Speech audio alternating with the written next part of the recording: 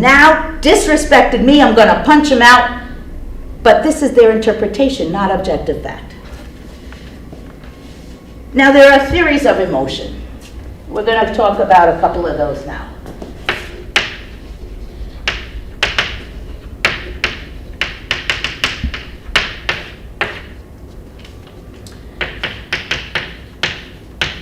So the James Lang theory, and James and Lang, this is the last name of two different theorists.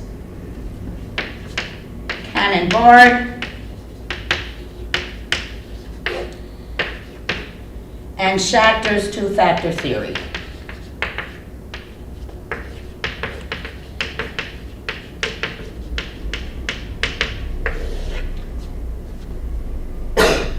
Okay. Now with James Lang, their theory is that arousal, that physiological arousal, is an important ingredient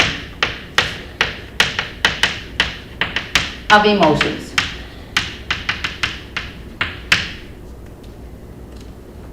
So, we experience an emotion because we feel our heart pounding. In other words, as a result of our physiological response to a stimulus, we experience the emotion. So it depends on the awareness of this arousal. And then we say, oh, I must be afraid, my heart's beating fast. Cannon-Bard, on the other hand, and again, this is two different theorists, Cannon and Bard. This is their last name, Cannon and then Bard. They disagree with James Lang. They say that the arousal, in other words, the physiological response, or the physiological arousal, and the emotion occur at the same time or simultaneously. So it's not you feel your heart beating and you say I must be afraid. It's that those two things happen at the same time. At the same time as physiological arousal, you experience the emotion. One does not cause the other, which is what James Lang believed.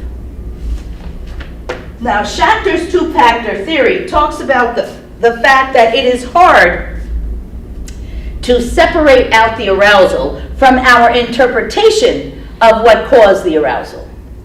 So, the two-factor theory states that to experience emotion, one must have that physiological arousal and must cognitively label the arousal.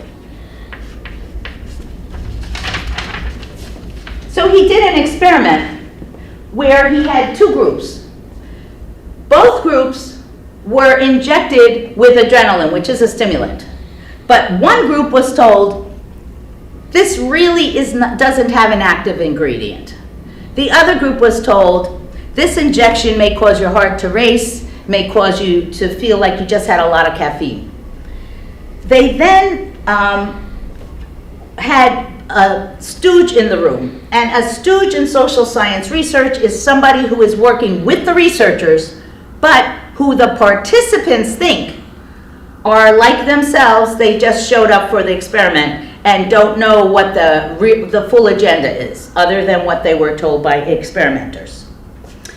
So, the stooge that was working with the experimenters either acted really irritated and annoyed, or really ecstatically happy.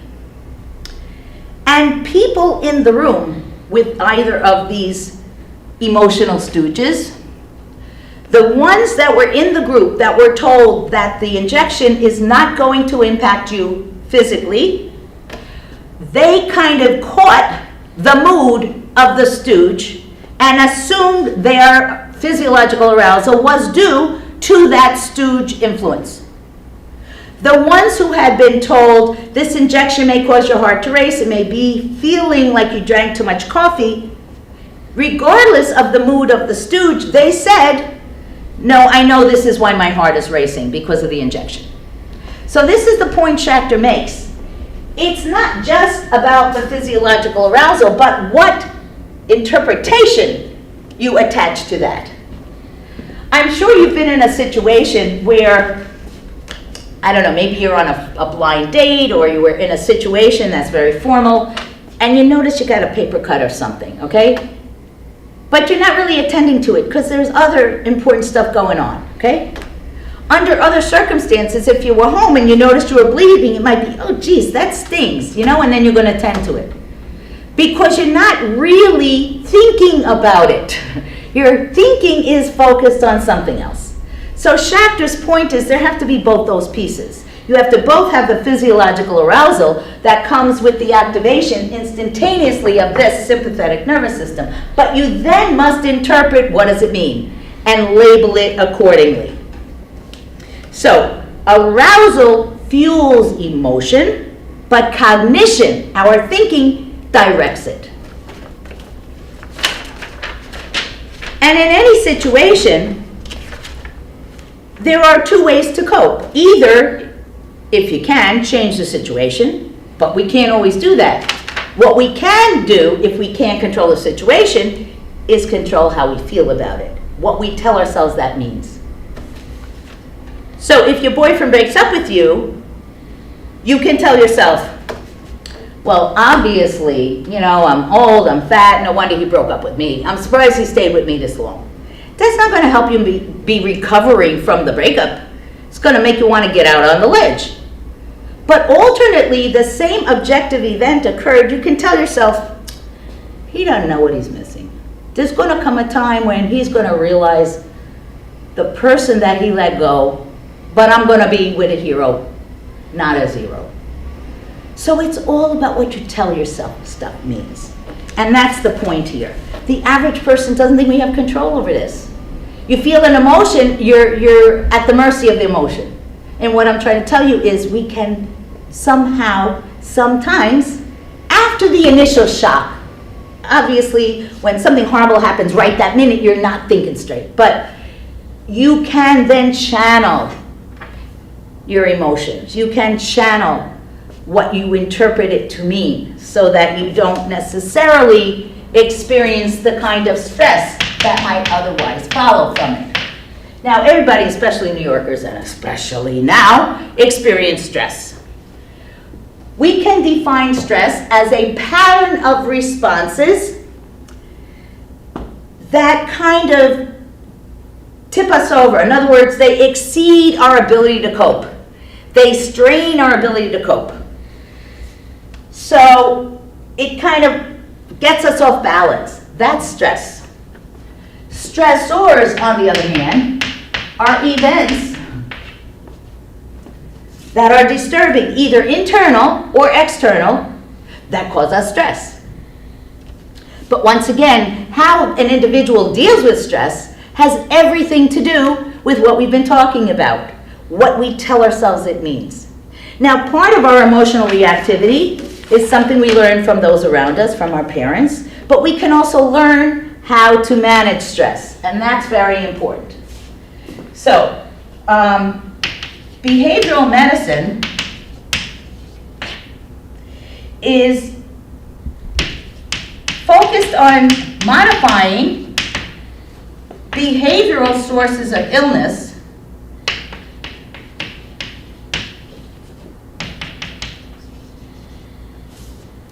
to increase our quality of life and our life expectancy and to decrease people's suffering. And obviously, there are adaptive ways to cope, or there are maladaptive ways to cope.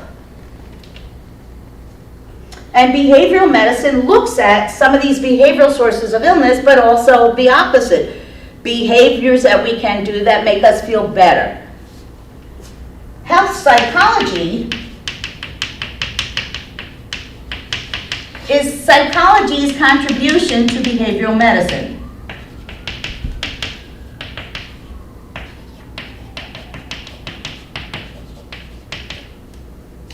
And basically looks at each individual as a system involving our cognition, our emotions, and our physiological functioning. It involves our social environmental factors, whether there are risk factors versus protective factors. Risk factors are maladaptive behaviors and other things such as that. And then there are protective factors like having people in our life we can talk to who care about us. We can rely on them. We can get a hug sometimes, this kind of thing. And again, you can learn behaviors to deal with stress. You can be taught relaxation training so that you automatically don't go into hyperdrive with the sympathetic nervous system. And in fact, people who have anxiety disorders, who are constantly worried, this doesn't really kick in. This is pretty much constant. That's putting a big stress on their physical body, makes them that much more prone to have stress-related illnesses.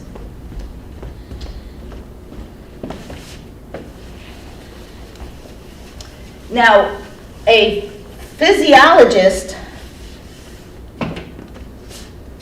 a Canadian physician named Hans Selye, specifically addressed this in his general adaptation syndrome, or GAS.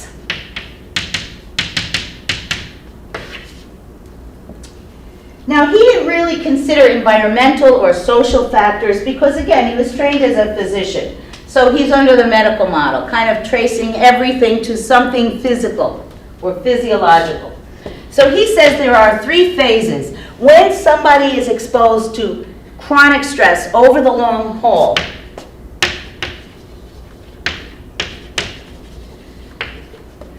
you have the alarm reaction in phase 1, resistance of the body in phase 2, and exhaustion. We're not talking about you fall asleep. We're talking about the body. The functioning is cutting down. Your immune system is lower. You get a cold, it turns into pneumonia, you can die. Okay? Our immune system is our protection. The alarm reaction is when that sympathetic nervous system first is notified, in a sense. So the beginning of the physiological arousal. In the resistance phase, if the chronic stress is continuing, this is when the stress hormones are flooding the system to resist whatever issues, to give you that extra burst of energy, etc.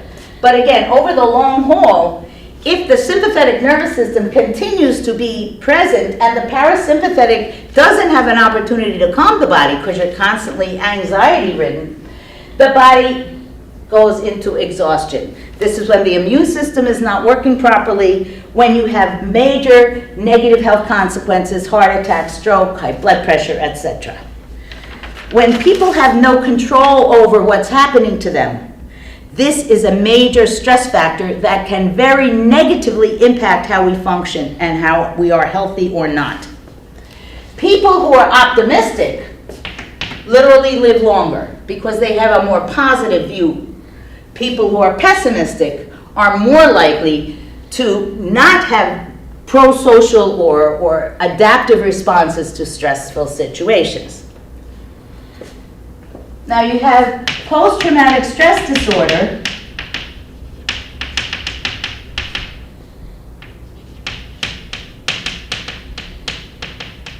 or PTSD, which is an anxiety disorder. You have a lot of veterans who experience this, people who have witnessed or experienced violent crime, women who have been raped, etc., etc. So what happens is that basic trust that they learned in the cradle, basically, or from the cradle, they instead now are mistrustful. They might have haunting memories. They are going to be depressed, large levels of anxiety, a sense of hopelessness. It can be treated, though. But a lot of people with PTSD don't go for help, especially war veterans, because the military isn't very welcoming about, psychological issues, regardless of what they say. They really are not. But one of the reasons why this occurs, why the negative consequences occur as a part of this, is there is a loss of personal control. We call that in psychology locus of control.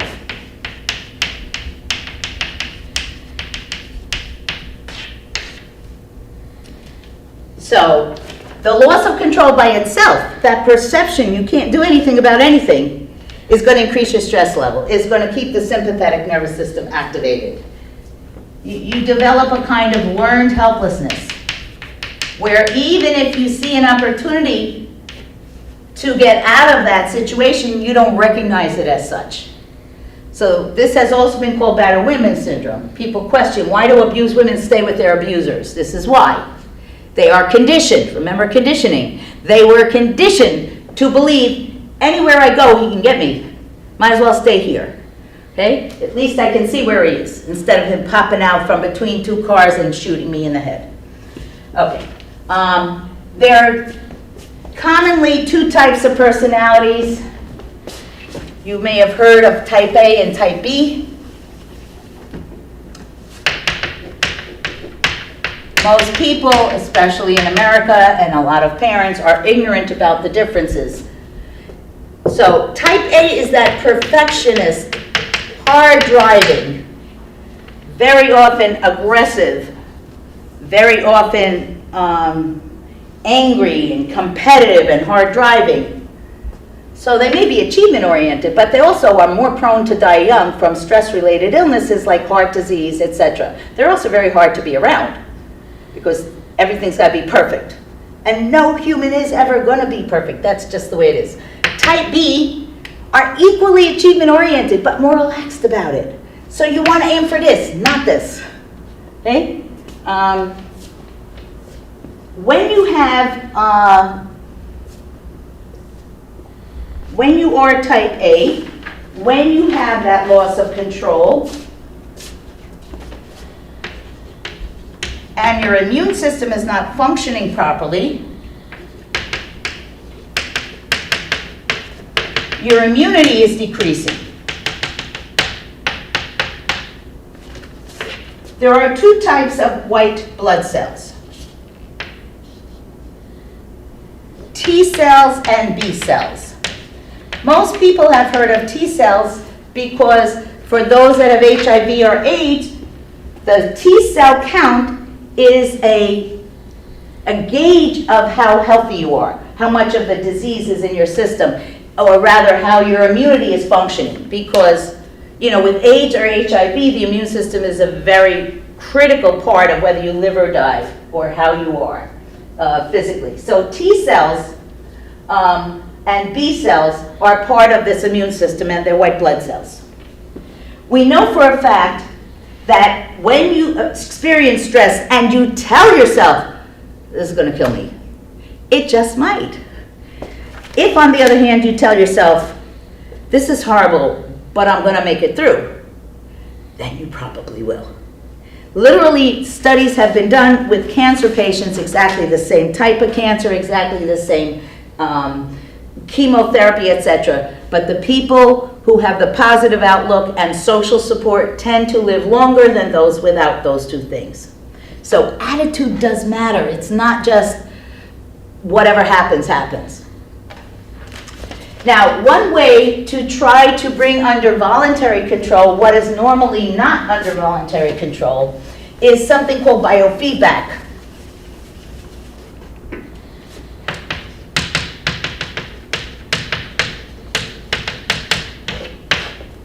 Biofeedback is a system for electronically recording, amplifying, and giving feedback information about our physiological state.